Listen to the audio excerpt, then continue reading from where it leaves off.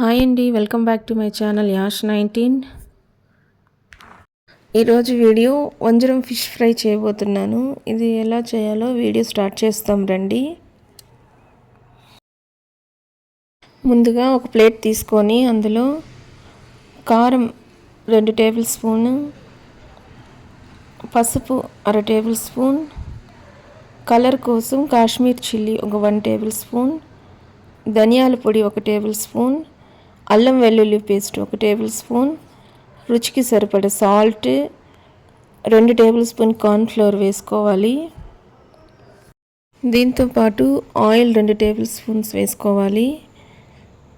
ఇప్పుడు లైట్గా వాటర్ వేసుకుంటూ ఈ యొక్క స్పైసీస్ అన్నింటినీ బాగా మిక్స్ చేయాలి. వాటర్ 2 లేదా 3 టేబుల్ స్పూన్స్ వేసుకుంటే సరిపోతుంది, ఎక్కువ వేసుకోకూడదు. ఇప్పుడు రెడీ చేసి పెట్టుకొని ఉన్న మసాలాని చేపలకి అప్లై చేయాలి. ఇలా మనం క్లీన్ చేసి పెట్టుకొని ఉన్న చేపల్ని ఈ మసాలాలో వేసి బాగా చేప కంటేలాగా మసాలాని వేసుకోవాలి.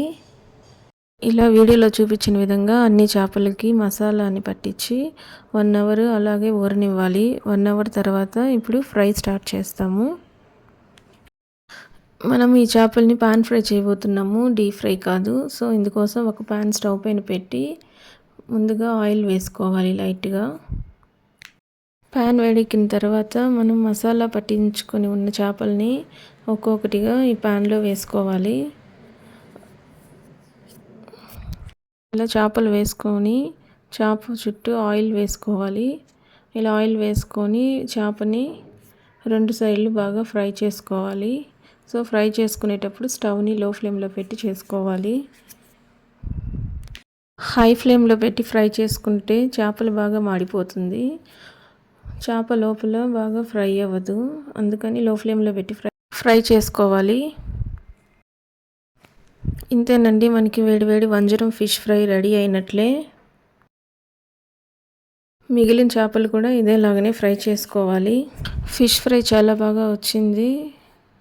సో మీరు ఒకసారి ఇలానే ట్రై చేయండి. ఈ వీడియో కనుక నచ్చినట్లయితే లైక్ చేయండి, షేర్ చేయండి, సబ్స్క్రైబ్ చేయండి. Thanks for watching. మళ్ళీ ఇంకొక వీడియోలో కలుస్తాం. Bye friends.